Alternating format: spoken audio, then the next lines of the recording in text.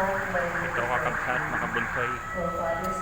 Andito tayo ngayon sa may simbahan ng Paco Church. Yan. Simbahan San Fernando de Dilao ng Paco.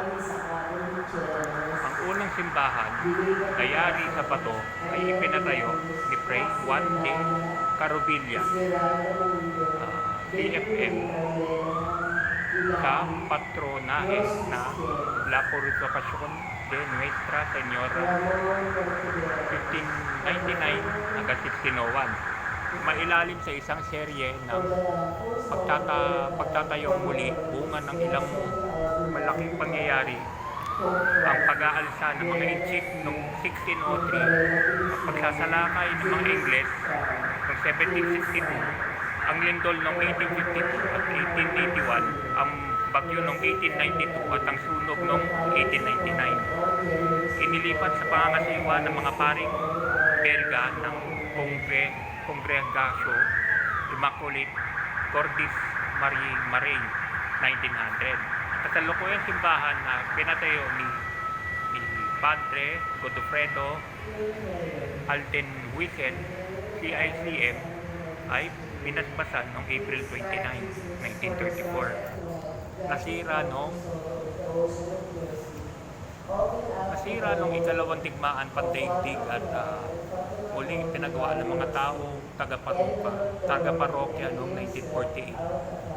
Hinalinan ng mga paring sekular na Pilipino noong 1984. Katulong ang mga taga-parokya, patuloy nilang isilid sa gawa ang pagpapaayos at papaganda sa kasalukuyang simbahan ayon sa mga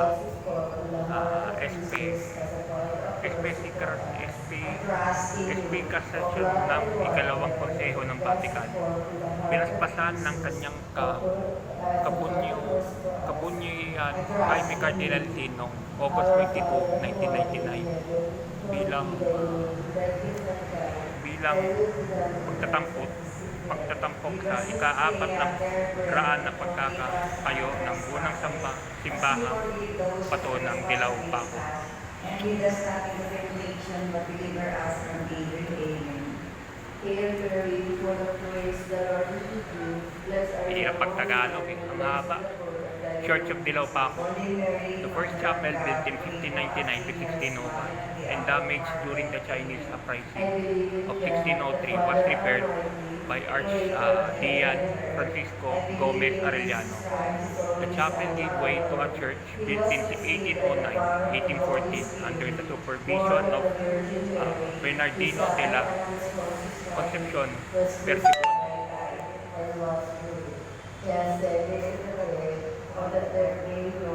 Perpicon, OFM. Afterward, Bishop of Nueva Cáceres, the church was damaged by the earthquakes of 1852 and 1881 and destroyed by fire on February 15, 1899. The present church was solemnly blessed on April 29, 1934. Church of Dilao, Paco.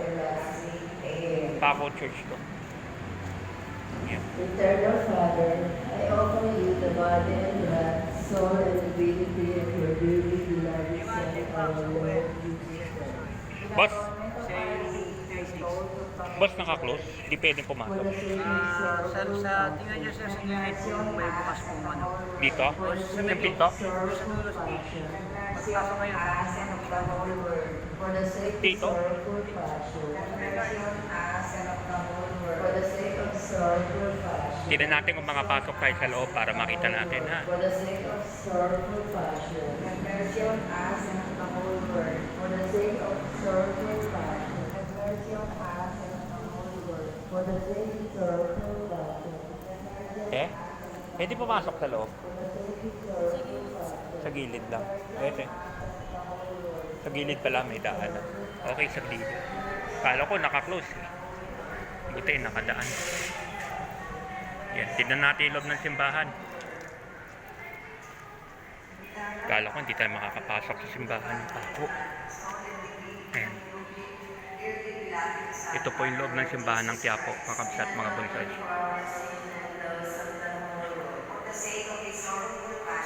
Have mercy on us and on the whole world. For the sake of his sorrowful